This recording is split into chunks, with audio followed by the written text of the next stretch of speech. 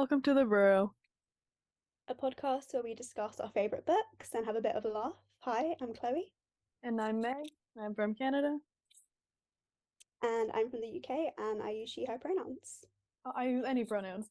Yeah, there we go. Beautiful. So today we're excited to introduce Sparky Tehnsuko, who is a filmmaker and has been doing a bit of writing, directing, producing, and editing some short films and music videos for around a decade now, which is pretty cool.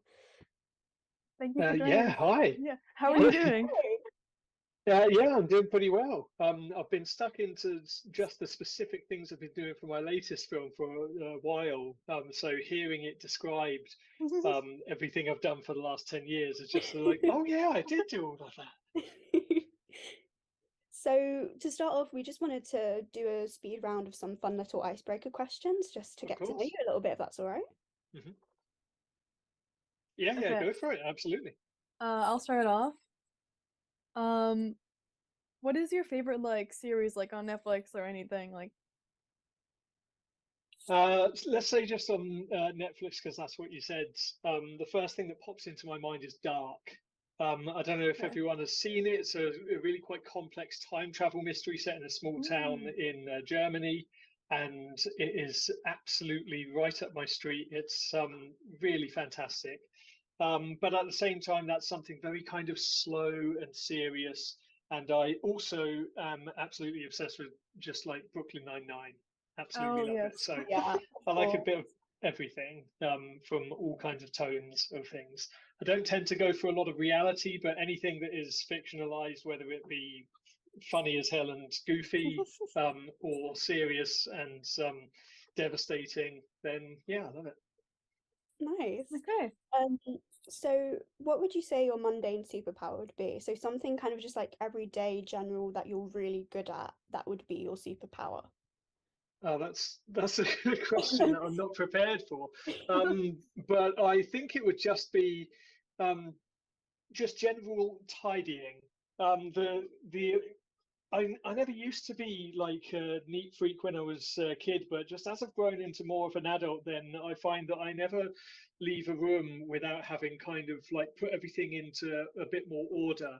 Um, and yeah, like the bookshelf that's next to here that I'm looking at the moment is all just kind of everything big on the outside and worming its way into smaller titles in the middle, and like got all of the hardbacks at the bottom, and yeah, there's just a lot of just kind of general tidying that I always feel like makes everyone feel a little bit better, but maybe doesn't notice it. I love that. Mine's a simple question. Are you more of a cat or a dog person, or something else? I don't have either, largely because my wife, who's the producer of Villain, is Sedge Deve. She's actually allergic to anything adorable and fluffy, so unfortunately we can't have any in the house. But I have in the past had a dog, which I loved when I was a little kid. And then I also had, just for like 6 months, I looked after my cousin's cat, which was one of the best times. And I think I'm probably going to say I'm a cat person more than I am a dog person. But to be honest, I can't really say that currently because I'm kind of neither right now. But yeah, I just adored basically feeding that cat and making it hate me less. Yeah. Yeah, at the moment, we have a next door neighbor, and that cat just seems to think that our house is now that cat's new house. So we just like get a nice visit every now and again, which is really nice.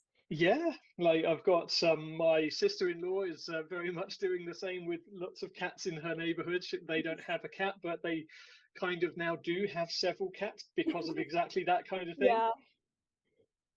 So my next question is, do you have like a comfort book or like a comfort TV show or film that you just go back to every now and again that you just love like revisiting? Um, I think yeah. So with with books, one that I have always kind of gone back to is actually the one that I've read most. And it's not really that comforting a book, but for me, it really is just something that just, yeah, I'm just basically going to come and say it. It's The Wasp Factory by Ian Banks. and it came across at a time when, because it's basically about a very isolated person who just just kind of has a very skewed view of the world, and that is when it was introduced to me, then that was very much how I felt about a lot of things as well, and it kind of just conjures up like the comfort that it brought, thinking, there's other people like this author who's obviously thought that as well. Not necessarily saying like Frank, who's the main character in the book, because they kill a lot of people. But yeah, no, reading The Wasp Factory generally just kind of gets me back to feeling like I'm in a good place. And I will say TV as well, because I do watch lots of TV, except instead of TV, I will say films, because that's more my niche.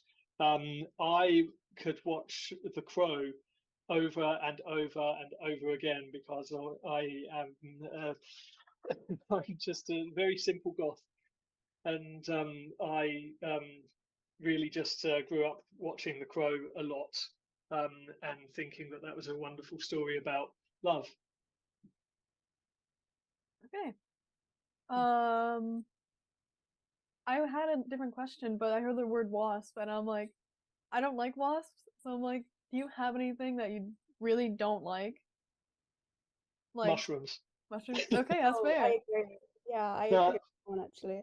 I really don't like mushrooms in food, and I'm just kind of getting to the point where if they're like in bolognese or something, then I don't mind if there's like loads of stuff that I eat them with. So, but like I still won't eat them on their own. But if you're talking about kind of things that I'm more fearful of, I'm very fearful of I've forgotten what it's called actually, but there's basically a fear of just being in the sea, being in very deep places. Like I don't think I will ever scuba dive. I don't mind like going just like on a beach holiday and just like going into the sea for a little bit or whatever. But if anyone was going out on a boat and they wanted me to get into something that I couldn't see the bottom, I would not. I get Yeah, that. I don't think I would either, no. I don't like when I go in like water, I don't like the seaweed touching my legs. Oh, yeah. The Yeah, I Yeah, seaweed feel freaks me exactly out. that. Yeah. That's kind of the basis for it, I think, is just that like I think when I was a kid, I just had too many things touching my feet that like Yeah. really creeped me yeah. out, like just like crabs and like tiny fish or Mm. whatever. But yeah, that kind of gets to me. Okay, so the last question of this little icebreaker is Mm. if you could see one movie again for the very first time, like experience it again for the first time, do you know what one you'd like to see again? You saying that has just made me think that I like had an answer for this question like ready to go, because that's something that I think I've asked other people, but I'm just blanking at the moment. I think if I were to watch something that I could see for the absolute first time, um, just trying to think actually. So I, mm, but that is a difficult one to get an answer to. Um, I think one of the films, because there's probably loads more. I think one of the films that I would love to see again for the first time would be something with a twist at the end. Or actually, you know, I the one film that keeps coming back to me is a film called The Lives of Others. It's a German film about um, just while everything's under surveillance still under Soviet rule, then basically there's just this guy who is one of these people just like listening to people's homes, and he just kind of gets to really know the people that he's listening to, and when they start to actually get in trouble for the things that they're doing and saying, he has to decide whether he will just do his job and report them or intervene. And it just, to be honest, more than anything else, it has the most satisfying, most brilliant, just final line of a film, the last thing that he says before the credits roll is just so satisfying. I had chills down my back. But then saying that again, I have just thought a film that I also would love to see again for the first time because of how it made me feel, is Requiem for a Dream. Requiem for a Dream, when I first watched it, is the first time that I can remember just kind of just staring at a screen, staring at the credits rolling, and just not being able to kind of turn off from what I've just seen. Like, I was watching it with my brother at the time, and usually whenever we finish, when it will just get to a bit in the credits and we'll just turn it off and we'll just start chatting or whatever. But we both just kind of sat there and just stared, processing everything that we just watched, because we went into it cold without knowing anything about it. We were just recommended it by a friend, and I can see why. But yeah, both of those. Nice, thank you. I love how most of the films or series you're mentioning, except for Brooklyn Nine-Nine, I've never heard of them. It's all good. I recommend looking them up. Things Okay. to add to our to be watch list. True, so true. I'll add them. Yeah. Yeah, we're gonna- some of them are a bit of a darker watch. But surprisingly, even though it's a really visually dark film and there's a lot of death and stuff in it, The Crow is probably the most accessible one that I've mentioned so far, I think. Yeah, I mean, to be honest, I'm like the biggest fan of dark stuff. I just love, like thrillers and horror and all of that. It's just right up my street. I think we might get along with the things that I'm talking about then. Yeah. If you've got any to suggest to me, then I'll take it. I just put it on my list. Nice. Yeah. So to move on, we're gonna dive into your short film, Villian. And we Okay. wanted you to talk about like your filmmaking background and like what drives you into being a creative. So like to start off, what's your like first memory of watching and enjoying film? The first memories are basically just VHS tapes when I was a kid. The majority of films I watched when I was growing up, we did go to the cinema a lot, but the majority were most definitely just my parents just taping films off of the TV. And we had this like little flip notebook where they just write down tape number 2 has this film on it or whatever. And there were lots and lots of family friendly and also not family friendly films on there. And we ended up just kind of watching all of them whenever we got a chance, over and over again, many of them. One of them that I particularly remember just thinking, this is incredible, was Terminator 2, which I probably watched too young.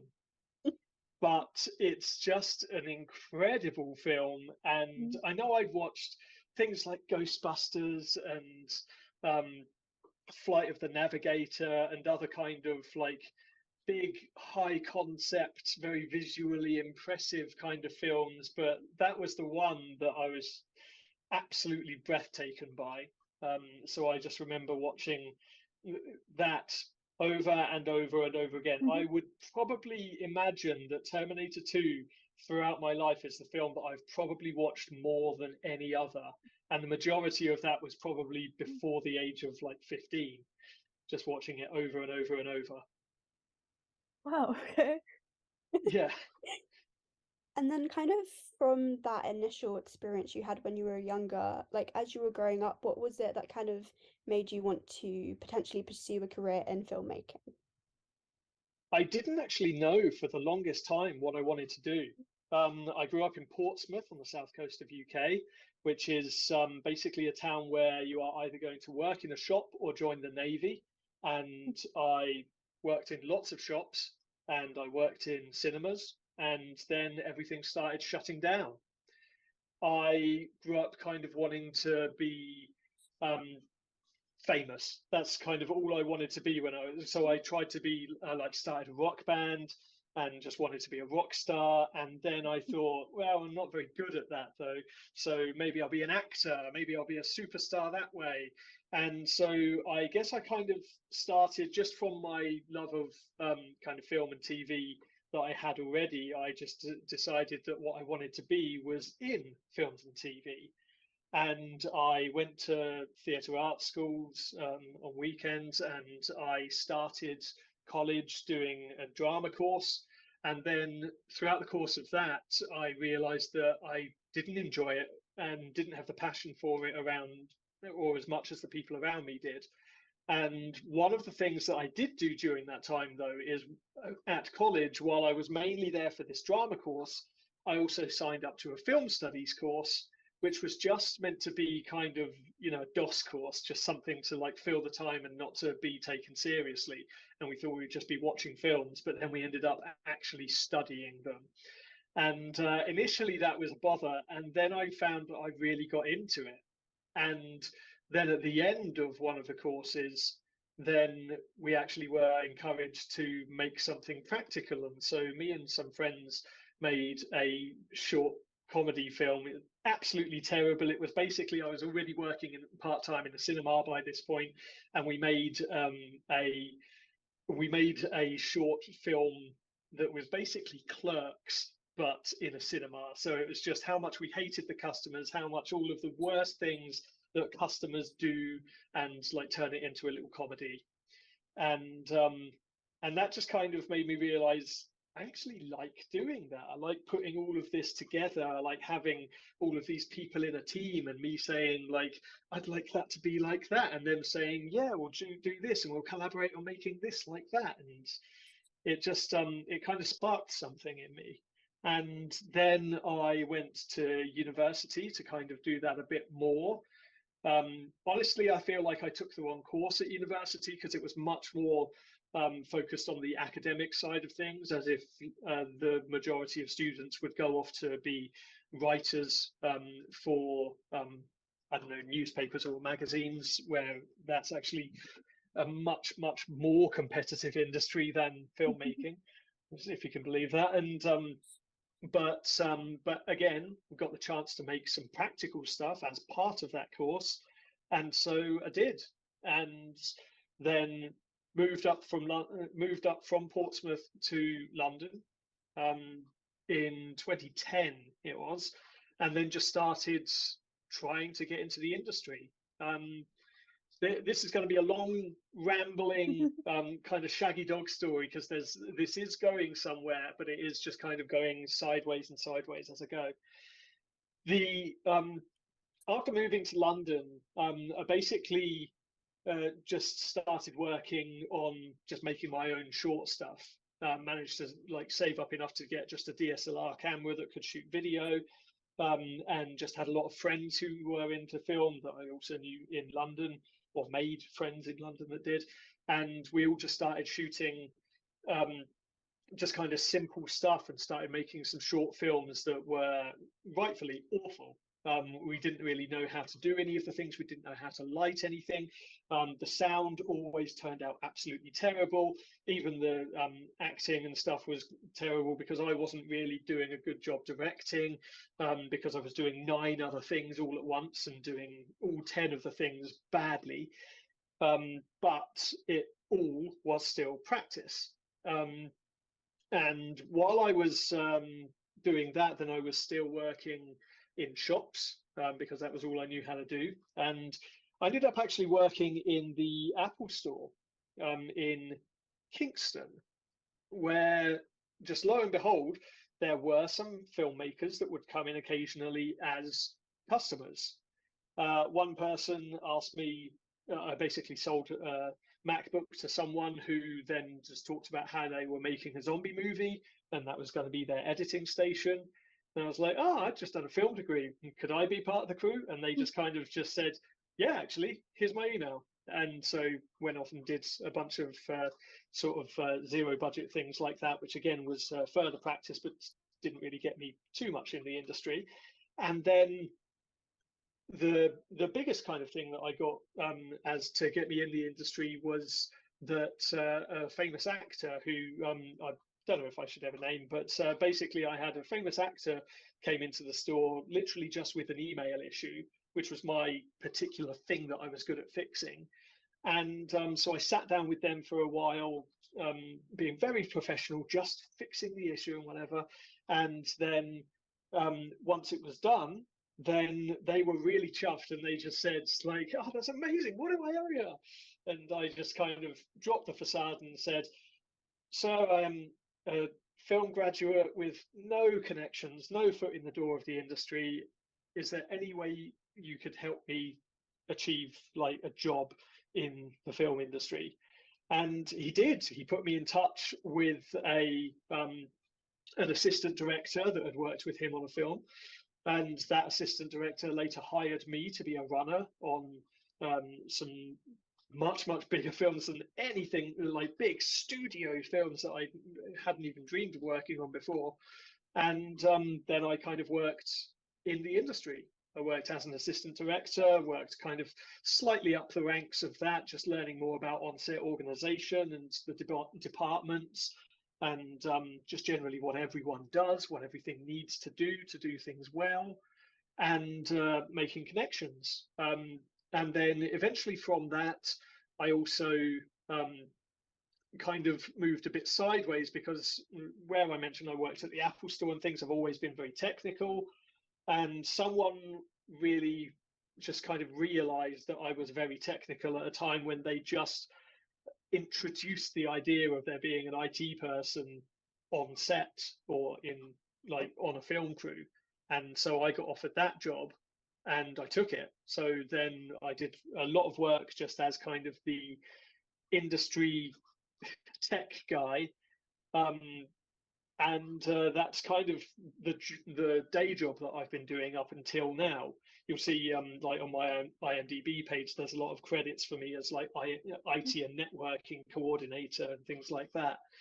And but in the meantime, I've still been, whenever I can, writing, directing, making slightly better shorts as time goes by. And when like as I've like gotten an actual career that pays money, then I've been able to put like slightly more into those films. Like the first film was made for like £50 and a packet of crisps, and then like as it's gone on, I made one for like £1,000, and then made one for about like 10 times that. And then for Villian, we had a budget which was the highest that we've ever had, of about £50,000, mostly self-funded. But a lot of that was actually just pulling favors from people that we had met in the industry. And by we, I mean myself and my wife, Sedge, who is the producer and works in production offices as well. And yeah, that's kind of the journey that has been kind of simultaneously making short films and music videos and working as like an assistant director or an editor and things on other people's shorts and music videos and things like that, while at the same time working in kind of the big Hollywood industry as initially just like a runner, and then working up to like third or second assistant director, and then kind of going sideways into this IT and networking coordination role. And now here I am, kind of just recently finished an IT role, not looking to go back to anything like that too soon, if at all. And Villian is doing the rounds as our latest and I think best short film at festivals. And that's about the point where I'll now finally stop talking. Lovely. Thank you so much. That was really insightful. Yeah. Kind of leading on from that, what would you say, like if you were to speak to someone who's kind of just starting out in the industry and wanting to become a filmmaker, what would you say is kind of the most important thing to know? Like, is it the networking, or is there kind of something else? It is partly the networking, because some of it is definitely who you know rather than what you know, but that doesn't mean that you don't have to know how to do what you're doing. And the best advice that I could ever give is make crappy, bad films, and don't be worried that they're crappy and bad, because there's a line in Adventure Time where I think it's Jake the dog just says something like, sucking at something is the first step at being sort of good at something. And so a lot of people will kind of fall at the first hurdle of thinking like, oh no, if I make a film on my iPhone and it's not well lit and doesn't have good sound or whatever, then it's not worth it. And I think it absolutely is. Make stuff, chuck it on YouTube, throw it on TikTok, just anywhere it will get eyes, and then without worrying about like how the response is going to be, that just start doing the next thing, because that's whatever your last thing is not going to be the thing that gets you where you're going. It's going to be the next thing and the next thing and the next thing, and there's going to just be some momentum that builds up along the way. For myself, largely because I took a bit of time off to focus on the IT career bit, then it took a lot longer than I would have liked it to. But the momentum still came. I still did, from all of the shorts that I made, from the terrible film that we made in the cinema in college, to like the crappy DSLR shorts we made when we first moved to London, to the professional films that we made that then went to like international festivals, and now like one that we've got with like a star in the cast and VFX and lots of things happening.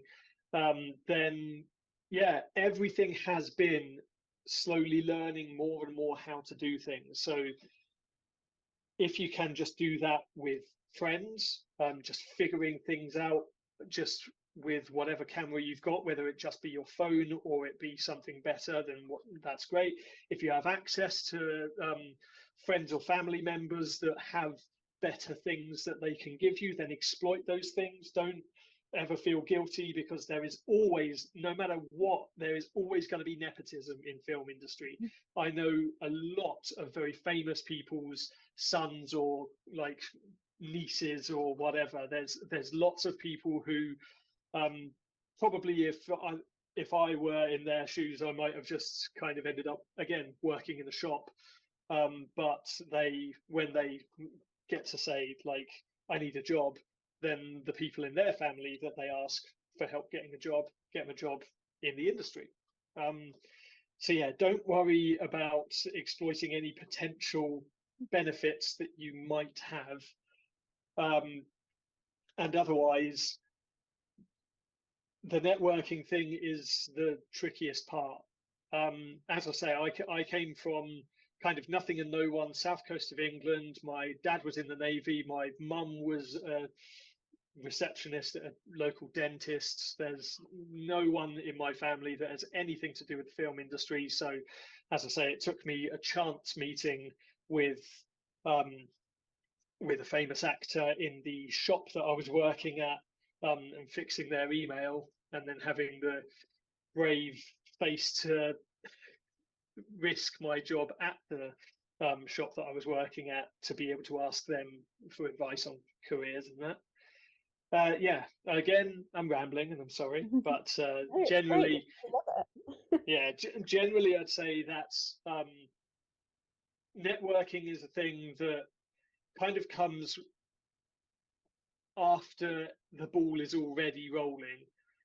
The initial part is getting your foot in the door of the industry, and that is a case of just trying to figure out what it is that you might want to do, and then trying to find anyone who has literally any job in the industry, because even like a carpenter in the industry knows through the other people in the crew who can potentially hire you into the specific job that you might want to get an entry level position in. So yeah, it's about trying to find anyone who might work in the industry who might be able to get you an in, because you'll never find anything in the industry that's like advertising on Indeed. Yeah, it's but to be honest, in terms of the creative side of it, if you're behind the camera and looking to direct and produce and things like that, then you kind of already just can. Yeah, with your phone and with YouTube and things like that, you've already got some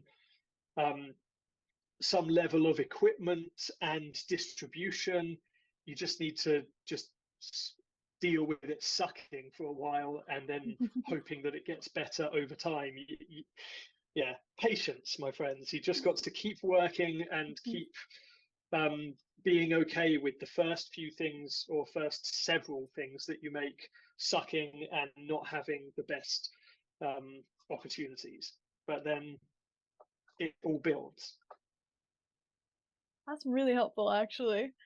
It also correlates because we're both in theater. I've heard that a lot. Just networking is a big thing. It's a lot of knowing people. Hmm.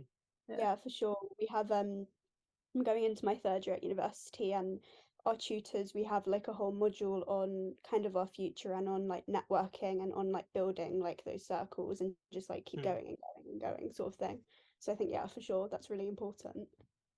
Absolutely. So there are networking events that are generally put together, and while I have always generally found that unless it's at, say, a film festival or something, because the networking events there are usually quite good, they're usually involving the people who've made the films at the festival.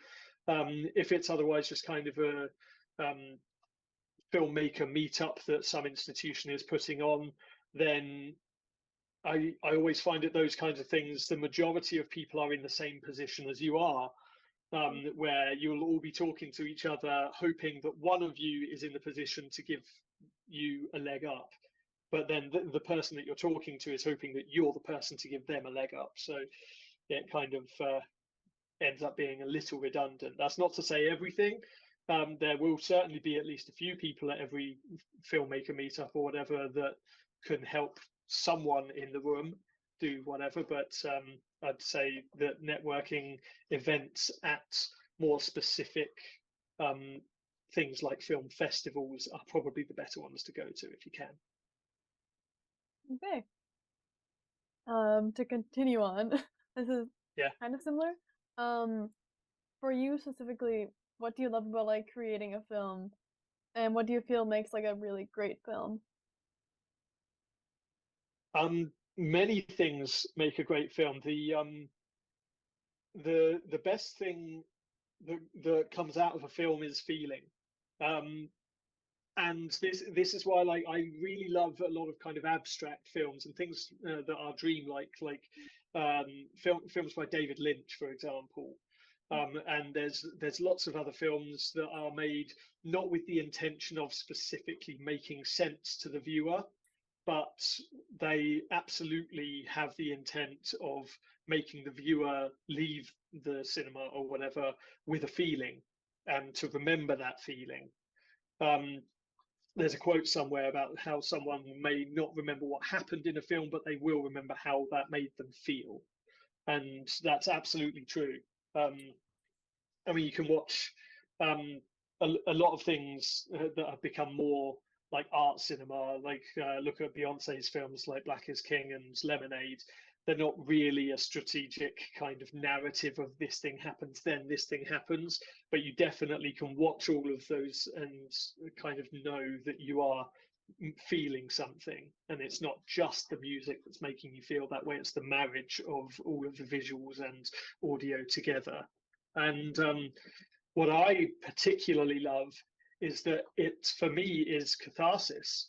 And I find that it's probably the same for a lot of people, especially people who write their films as well, or maybe the people who don't write it, but they choose scripts based on how much it connects directly with them, is that you really can kind of take things that are on your mind, like always on your mind, things that happened when you were a child that you've never been able to stop thinking about since, things that have turned you into the person you are and you've never really been able to put into words or whatever. There's lots of catharsis in being able to tell a story where you can make a character exhibit or experience things that you personally know how that feels. That is a great exercise in getting weights off of your chest. And then there's always the hope that you are in yourself then connecting with other people in the audience who feel that same thing as well. And though it doesn't happen all the time, a lot of people will go to the cinema purely just to be entertained and not heartbroken or whatever. But honestly, the best interactions I've had with people are when they've kind of come to me after a screening crying. And I think, yeah, I know what you're crying about, because I've cried about that many times myself. And that's why the film is like that. That's why the film was made in the first place. Cool. I'd also kind of personally love to know if, like, regardless of kind of budget, is there like a dream project or kind of a dream cause that you'd love to like put your creative energy into? Yeah, I mentioned earlier about the Wasp Factory being a comfort book, which still sounds weird to me. I don't know if you guys are aware of it or have read it, but it's not a comfortable read. But it's just, like I say, it's just the situation that I was in when I was introduced to it. But anyway, yeah, the Wasp Factory is a story that I would personally love to adapt into a feature film. I know that there have been attempts to make it in the past by people. People have tried making it in the 90s and early 2000s, and for one reason or another, usually about rights, then it ended up kind of not happening. So I would still like, my dream, I think, is to be the person that brings the Wasp Factory to the big screen. Because again, that is a protagonist who, minus the murders and other stuff, is someone that I would like to bring the way that they view the world, which is very skewed. I'd love to be the one to figure out how to exhibit that to audiences. That'd be really cool. I think I'm also the same with like my comfort like books and shows. They're not, if I told someone what they are, they're not like happy, but like Yeah. to me, like I think it's kind of like the memories attached to when you're first like reading it. It's kind of comforting, I feel like. Absolutely, yeah. No, that is exactly it. But yeah, my ones are not like, they're very dark too. They're not very like pleasant or happy to read. Do, But do it's you like mind sharing with me what they are, or at least one of them? one of them I'd say is The Perks of Being a Wallflower. That one Oh, to yeah. me, from when I first read it, just I don't know it, and the film as well is actually quite a nice adaptation of it as well. So that's one that I go back to every now and again, which is really nice. But it's also it's a little bit traumatic. So Yeah. it's not like a happy read, but it's comforting for me to like go back and revisit every now and again. Yeah, no, I think that's the kind of same page as the way that I view the Wasp Factory. Yeah. I went my comfort isn't like exactly the same, so I'm not more into dark things, so I won't mention my interests. But what's your like creative process like? For example, like when starting out, like developing a script. Honestly, sometimes it is just writing a bunch of notes. Like the idea for Villain, for example, is actually right behind my computer here. I've got a little whiteboard, and it still has the notes that I wrote up on it just one day, just kind of sitting here, and then I just thought of this kind of really basic outline for a story, and I just said, this happens, then this happens, then this happens, and this happens. And then I thought, yeah, I do want to make that. And then I sat down on the computer, just wrote it into a script, revised it a few times until I was happy. And then, because I was working so frequently at the time on the IT job, then I just kind of ignored it and left it there. And there's lots of other things that I've written that may or may not ever get made. But generally, it is a case of just finding something that wants to escape from your brain, putting it onto a page or a whiteboard or something, and then making the journey to get it into a coherent story. And then if it's something that you can convince others to be passionate about, then they will potentially help you make it into something. So yeah, the process of that is just a case of having kind of a light bulb moment, or even just like focusing on something personal and then thinking, is that a story? Is that something like that I could put into a film? And then trying to figure out how. Yeah, for me, it usually is just a case of writing kind of an outline made of just like really simple notes, and then translating that and fleshing it out into a script and making it all make sense and making it ironic if I can, or meaningful in ways that aren't necessarily evident in the notes. And then injecting some uncomfortable parts of myself into it, thinking, how is this going to be something that I would be uncomfortable showing it in front of the people that knew me all my life, because they might recognize what this is alluding to, things like that. Yeah, and then in terms of actually making the film, then there's a long process of development where you're talking to lots of other people in different departments, saying, I want this to look like this. How do we do that? And then you got to trust people to know what they're doing. And then figuring out how much it will cost, and then figuring out where that money comes from. And if it's too much money, then what we need to cut out so that we can not just scrap the entire film. And then on set, it's just kind of a case of all of that coming together and working with the actors, rehearsing, seeing what their interpretation of the script is just straight off the page, and then saying, okay, here's how I'd like you to modify that to get closer to what's in my head.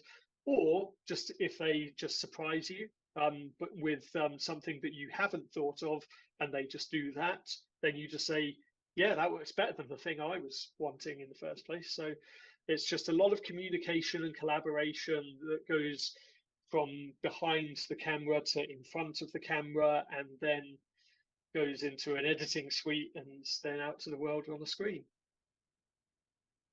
Okay. Wow. Before we get into like more of your projects as a filmmaker, Yeah. we're really interested in like how are you as a film watcher? So there are quite a lot of good films that have come out this year, like a lot. And we want to ask you if you had like a few special favorites. Well, obviously I watched both Barbie and Oppenheimer, Mm. and I would recommend both of them to give you different kinds of existential crises. They're both marvelous at doing that, but in very different ways. Trying to think of what else has come out this year, because I've been on a kick of watching a lot of older films recently.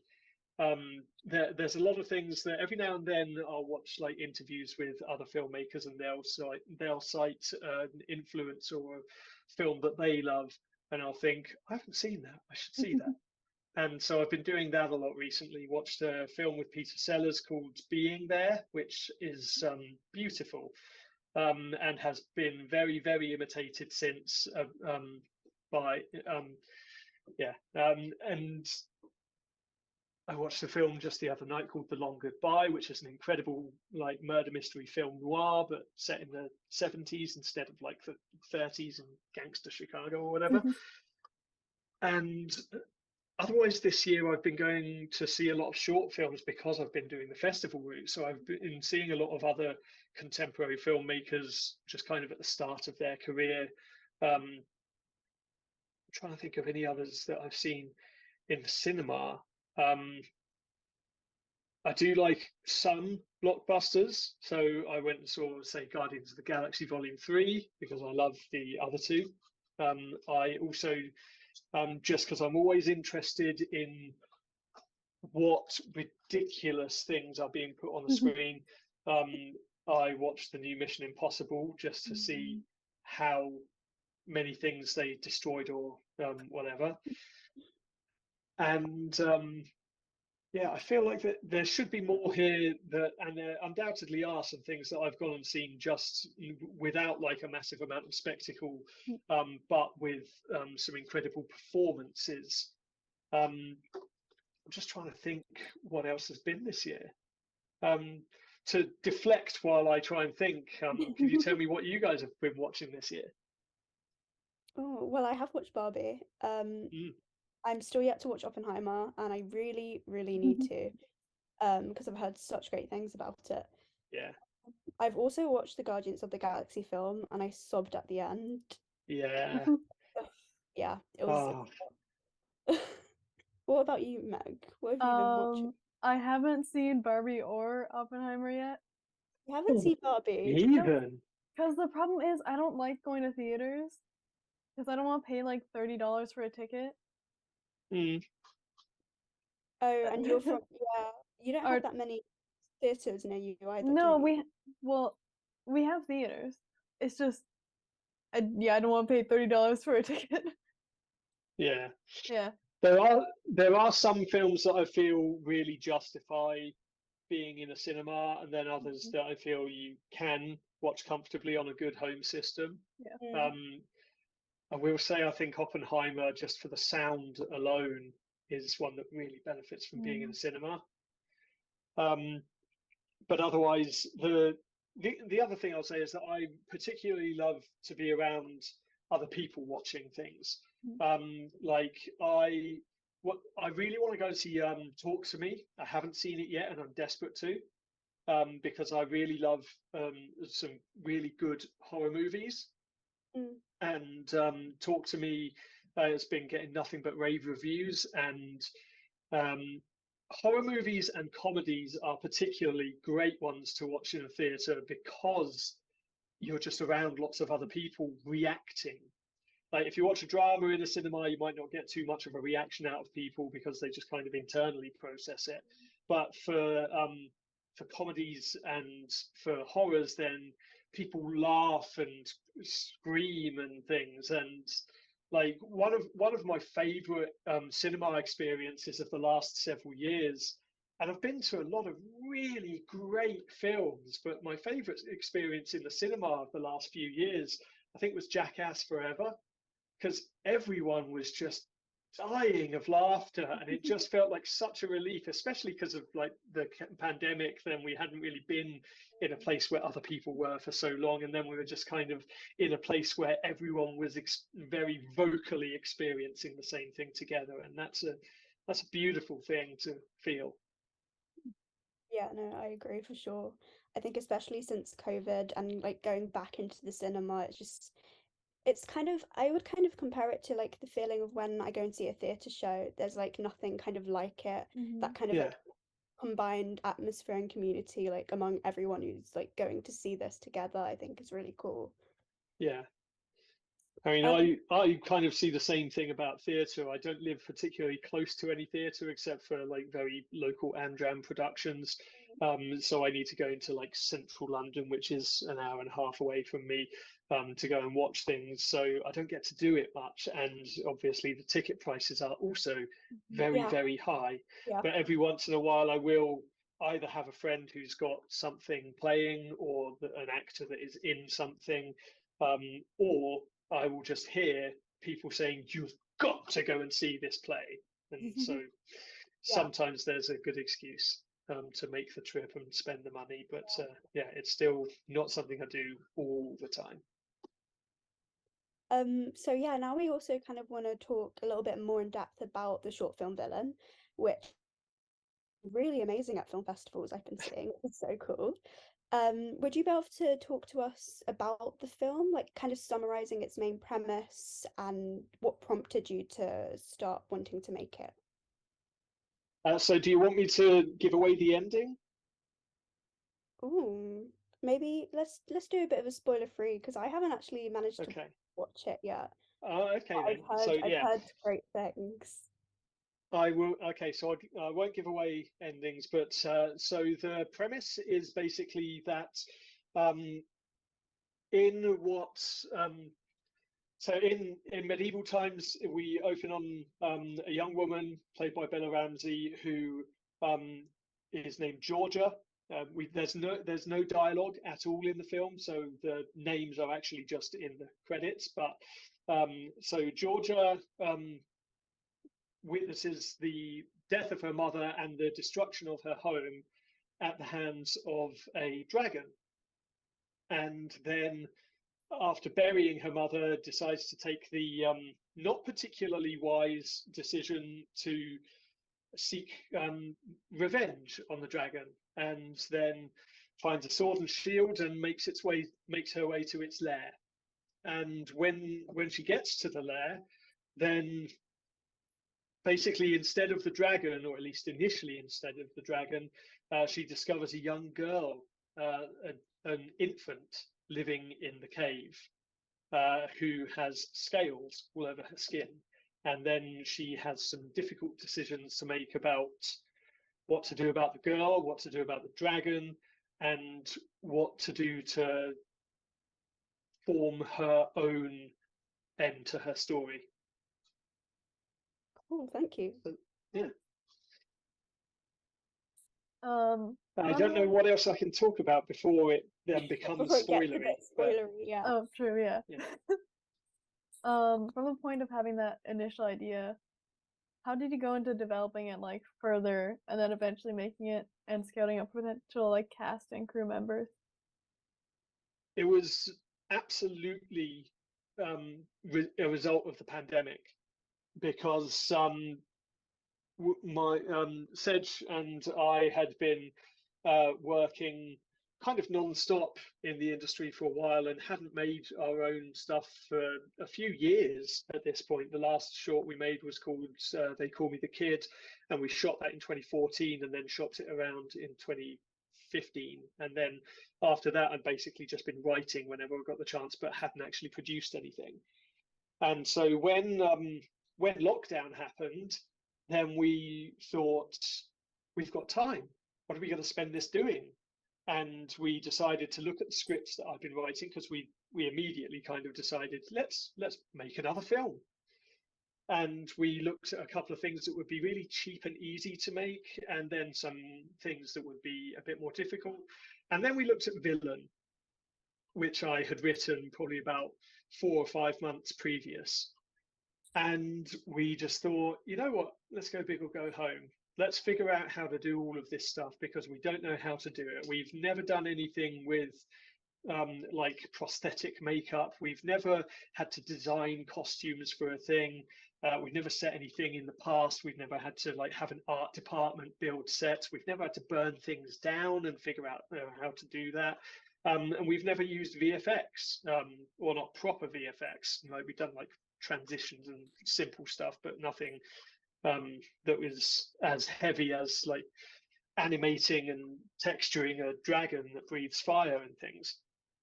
And so, because we didn't know how to do any of those things, we started getting in touch with some of the people that we'd met in our last decade in the industry. So we'd give some people who were pretty big players a call, and we'd say, hi, we're deciding to make a short film. Here it is. Send them the script so they know what we're talking about.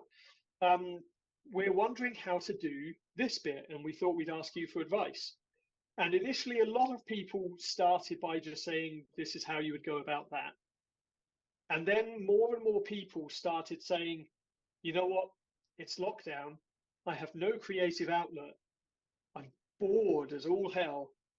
I'll do it. So we had lots of people coming on board for practically no money whatsoever, and certainly nothing compared to what their usual rates would have been, because they loved the project and they wanted to be doing something instead of nothing. And that's kind of how it went throughout the whole of the development phase. Is we were just talking to people, a million Zoom calls throughout lockdown. Just so many discussions, some just one-on-one, some with groups of people all pitching in to figure out how something complicated would have to work. And yeah, we just ended up hiring a bunch of people that we otherwise would not have been able to either afford, or they would not have been available because they'd have been on a much bigger show. Yeah, we just managed to get a lot of things that we usually would not be able to get. And then we realized, holy hell, this is something we can actually accomplish. We really can make this. And one of the things that we did for the first time as well was actually hire a casting director. We previously had just kind of like advertised online by ourselves, just asking for actors for things that we were making. But this time we actually hired a casting director named Katriona Dickey, who said she'd been working with, they've been both working in different capacities on The Sandman for Netflix. And then Kat basically sent over a list of potentials for the role of Georgia. And Bella Ramsey's name was at the top of that list. And we just kind of immediately lit up and just said, if they want to do our film, then we will absolutely get Bella in to do our film. That would be incredible. So yeah, Bella was always our first choice. We initially didn't think that they would be interested. And we sent the script. They loved it and said, yes, I'd really love to do this. And then we started having Zoom calls with them as well.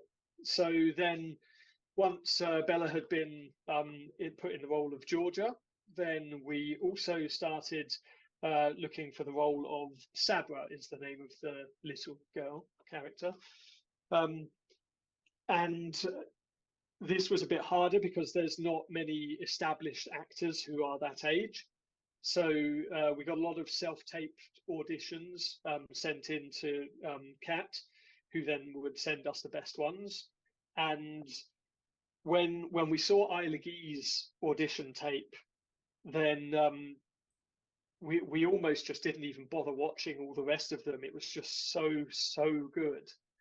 And then after we did watch all the rest of them, we just kind of confirmed, yes, this is the best person for this role. So again, made an offer and said, we'd love you to play Sabra. And she was very excited. Her mum was very excited. And we all kind of then got on a kind of rehearsal call.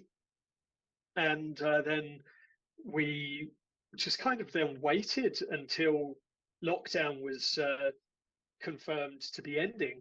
And then as soon as it did, we just kind of said, go, everyone, let's make this thing. And like, there's already rumors of there being another lockdown, so let's make it before we get shut down. And lo and behold, we made it in October 2020. And we, like, lockdown happened not that long again after that, but we managed to get our art department made everything. We got everything shot on location. We got everything like designed and fitted for Bella and for Isla. And we had, say, one weekend before the shoot, we had them all come down to the location so that we could kind of do all of our blocking, do some rehearsals without the camera present, things like that. And so that we'd have like a much better idea of what we were doing when we were actually shooting. And then we all returned the next weekend for a 2-day shoot, and we set fire to everything. We had everyone in costume. We had our assistant director just standing where the dragon would be, pretending to make noise as the dragon, and so that the other actors would have something to respond to visually. And then it was all done. We had the film in the can, and then we started on the very, very lengthy process of post-production. And that was kind of the hardest bit, actually, was waiting for post-production, because where there was a lot that could be accomplished just within kind of the 2 days that we were shooting, and we pulled some favors to make whatever we could be cheaper. And like in all of the development time, there was not a huge amount of cost involved in that, as people were giving their time almost freely. But the VFX would revolve around people working for really long hours to do that. So we knew that that would be a cost. And the way that we managed to bring the cost down so that we could afford it at all was basically to say to the company that made our dragon, we effectively just said to them, take as long as you want. You're going to get snapped up by other better paying companies to do bigger things while you're working on this, and you have our absolute permission to disregard this and take those big jobs and then come back to us when you have time, if we can get a massive discount. And they eventually agreed, and that's why it took like 2.5 years to then actually get the film finished, because we just kind of waited, occasionally getting a short clip of the dragon back and putting it into the edit, and then waiting a long time for there to be an opportunity for another clip to come back and for us to put that in, and then just finalizing all of the sound and the music. And also want to give a shout out to particularly the music, because Joe Quayle, our composer, is an artist I've admired for a really long time, and I just, again, during lockdown, just reached out to them via Instagram and just said, I love your work. I'm just wondering if you've scored films before. And they said, I've done this and that. And I said, would you be interested in this? Send them the script. And they said, yeah, I'd really love to be doing that. So they came on and made a really incredible score for us. But yeah, it's weird thinking about all of this, because the majority of this happened in 2020, which is like, is now like in October, it will be 3 whole years since we actually shot this film. And it's just now kind of seeing the world, or the world is seeing it. So it's a lot of things that happened a long time ago. And then we just kind of waited. We got other jobs to fill in the gaps while we waited after lockdown ended. And now it's finished, it's out there. And there's another waiting period where like you get to like the film being finished, and then you submit it to festivals, and then there's a waiting period before they actually come back and say either yes or no. And then there's an even longer waiting period before the festival actually happens. So it's just a lot of waiting. And now we're in the bit where everyone's actually watching the film, and people are talking about it, and people are saying, oh, this thing that you spent so much time and effort and like patience on, then that's actually something we appreciate. And I think, oh, Yeah. good, I'm glad. Yeah, I bet it's like a big relief, isn't it? Because you've spent like so much time and energy into this, and you're just hoping that it does get a really good result. Yeah, just kind of hoping it connects with people. Yeah. So kind of talking a little bit more about the casting, I was interested in how you worked with Bella and Isla on kind of creating their performances for the film, like what that collaboration maybe was sort of like, working on that with them together. A lot of it was just kind of film references, which was difficult because them both being quite young. Bella was, I think, 16. Bella had only just turned 16 when we shot. No, they just turned 16. Whatever. They were still young. They were under 18. And Isla obviously was even younger. And a lot of the references that I was trying to suggest via their mothers and agents was you know, kind of revenge films, because that's what this is. And that means that these films are actually quite violent. And so it was difficult to begin with. There was a lot of pushback with trying to say that, trying to get Bella to watch some films that have a massive amount of violence, because at the time they barely even watched Game of Thrones. I think they had only watched it during lockdown, I want to say. But yeah, so it was just kind of saying, okay, you don't necessarily need to watch this whole film, but there are some segments I can like clip out of the film and then send to you. So that kind of started being a thing, was sending lots of sizzle reels to both of the actors and saying, like, this is what I have in mind when this particular scene is happening or whatever. This is a character, like there's the film Mad Max 2 has a feral child in it. And that was an influence that was shown a lot to Isla, for how she should play Sabra, and then going to Bella and saying that they should be like the character in films like You Were Never Really There or Blue Ruin, which are both kind of violent revenge films, and then saying, okay, we don't necessarily need to watch all of the violent like murders and things, but we do need to see the the the kind of way that they respond to bad things happening that makes them want to take revenge, and then how they feel after they have taken that revenge, and then kind of just kind of seeing other performances of other really great actors in really great films going through the same kinds of emotions.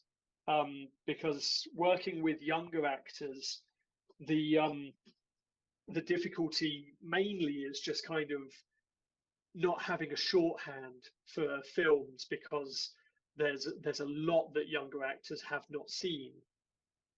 So it's finding a way to get them to be able to know what you're talking about without necessarily having seen those films. So part of that as well was having somewhat kind of like intimate conversations about like there's very personal things that were put into this script that influenced by events in my own life that I'm kind of glad people don't really pick up on massively, but some people do, and it's great when they do, but it's still like, that's something I thought I was hiding well. And then I didn't hide that with Bella. Got them on a video call and effectively just kind of sat down with them and said, this is the thing that happened in my life. This is the lead up to it. This is the consequences of it. And it is about this. And I have dressed it up in fantasy and dragons and medieval lore, but this is what it is, just as a simple drama in modern times, with a regular family and things like that. And so Bella went into it with a full understanding of exactly where I was coming from with this story. And they just killed it. They just absolutely got it nail on the head. Every time we went, either on Zoom or in rehearsals, in person, or when the camera rolled, I would just say a bit more or a bit less, or I just kind of like harken back to our conversation and say this is more to do with that bit or whatever. But a lot of the time, like I said earlier about how sometimes you've just got to let an actor do something that's their interpretation, and then for you to recognize, that's much better than what I had in mind, do that. And Bella is a kind of master of that, actually just pulling things out of their hat that you just weren't expecting. That's basically the process with the cast that I went through on this film. Okay, cool. We noticed like what's so interesting about this film is like the lack of dialogue, but we can also imagine that it's like quite challenging to execute. So like, what were some of the challenges with doing a film with absolutely like no dialogue, and why was it decided on a story would be more impactful without dialogue? Well, to be honest, it wasn't really that conscious a decision to begin with, because when I first wrote the script, it just felt like there wasn't anyone for the character to talk to. I didn't want it to be like a thing where they kind of walk around talking to themselves, and I didn't want any over narrative or narration over the top. So I basically just thought throughout the beginning, when they're watching and dealing with their mother's death, then they don't have anyone to talk to, so they're just internalizing it, dealing with it in their head. And then when it gets to the two characters meeting in the cave, they do kind of get interrupted a lot. But at the same time, I also just thought that this is meant to be a feral child, and I wanted them not to really be able to speak. I wanted for the character of Sabra not to have words, and that any words that Georgia had would be kind of useless against her. So yeah, it's a complicated one, because I just kind of went through it with there being no inherent speech available to the characters. The only thing I had in like a first draft of the script was there's a point where Georgia runs in front of Sabra to stop her from going into the dragon, and then I had her saying no, and then I realized that that was the only line in the entire script, and I thought it was a bit weird and out of place to have just one line. I then started thinking, do I have to do subtitles for that one word in every single language? Is it worth it for just the word no? So yeah, that just got taken out. But yeah, I generally feel it made it a bit more freeing, because the whole idea was just to kind of get through seeing this main character played by Bella just reacting and internalizing, because that's kind of what it's all about, is internalizing feeling and then reacting outwardly with action rather than words. I think that's part of why there's violence in the film, is that words aren't used to help. The difficulty I feel that came from it, though, is that there are some people I think don't quite understand what really happens in the film. There's there is kind of an underlayer to it, which I was hoping was made a bit obvious by some things that we performed at the end. And to their credit, some audience members have come to me and said that they have taken from it what I put into it, and that's great to know that some people do interpret it in the ways that I'm hoping for. But most people will take it very much at face value, which is fine as well. It can be taken just simply as a person takes revenge on something kind of story. But yeah, it's trying to strike that balance, I think, of trying to be true to the characters and how they really would interact, while also trying to make sure that the audience does understand the things that you want them to be understanding of. Okay. Thank you. We're gonna come up to like our last question about this. Yeah. If you're able to make the project like even bigger or expand on the film, what would you like to add to it, since it ends with like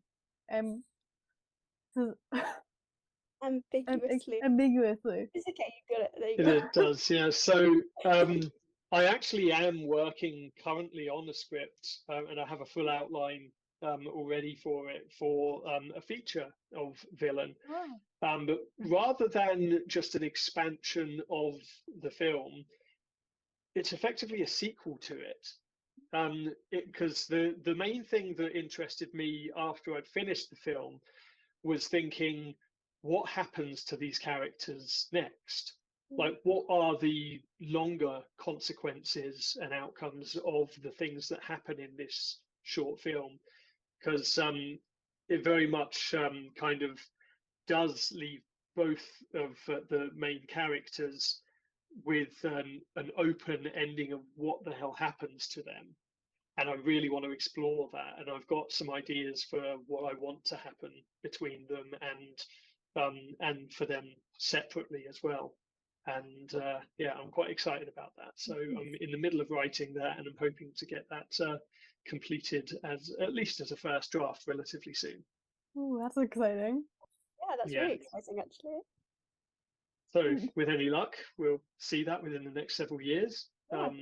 if I can find enough interest in it. But yeah, we'll see how it goes. Okay, we'll definitely keep our eyes out for it. Yeah, for sure. Thanks. So to end this conversation, we wanted to play a little game that we usually do, where you guess a film quote. We'll read out a few quotes from films, and you have to try your best to guess like which film it's from. Sure. I think they're relatively easy, so Yeah. hopefully they might be recognizable. I hope. I do watch a lot of films, so Yeah. Okay. Cool. My first one is, I'm in a transitional period, so I don't want to kill you. I want to help you. that's Pulp Fiction. Yeah. Yeah. My first one is, your future is whatever you make it, so make it a good one. Ooh, I don't know if I know that one. It's almost like there is no fate but what we make in Terminator, but no, I don't know if I know that one. It's from Back to the Future. Ah, of course it is. I haven't actually watched that in a while. Me I feel neither. like I should go back to it. Yeah, I feel like I should go back to it. My next one is, my mama always said life was like a box of chocolates. You never know what you're gonna get. That's Forrest Gump, obviously. Yeah. My mum used to religiously quote this whilst we were younger, just around the house. So that quote is just Really? like always like ingrained in my head. Yeah. Yeah. Yeah, that's great. Okay, my next one is, we're all pretty bizarre. Some of us are just better at hiding it. Oh, that's really familiar.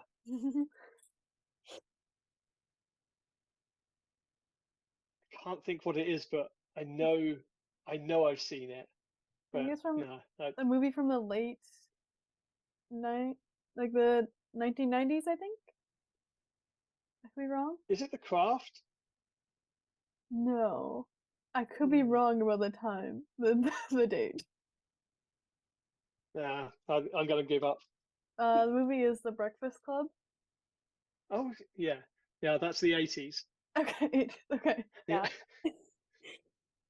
My next one is, just keep swimming. Finding Nemo and Dory. Yeah. Yeah. A little bit of Disney. And our last one is, whatever you do, don't fall asleep. I guess Nightmare on Elm Street. Correct. Oh, is it? Yeah. Ooh, Yeah. that's fun. So yeah, that was kind of the brink of the interview. Thank you for joining us. We had such a great time chatting to you about everything. Yeah, I've had a blast. It was really cool learning like your whole creative process and everything about your films. Yeah, no, I've really enjoyed talking about it. Yeah, like I say, this has been pent up for ages. I'm just waiting for the film to come out, so I'm really glad to talk about it. Okay. So the next time that you guys will see our lovely faces, we will be talking about aromanticism. So that will be like in a week or two. You'll see that episode from us. And I'll make sure to plug like our socials and yours as well in the description of both YouTube and Spotify. And Cool. wherever else it goes. I'm on everything at Tehnsuko, and the film has everything at Villian the Film. Okay. Nice and simple. Nice and easy. Cool. Thank you so much again.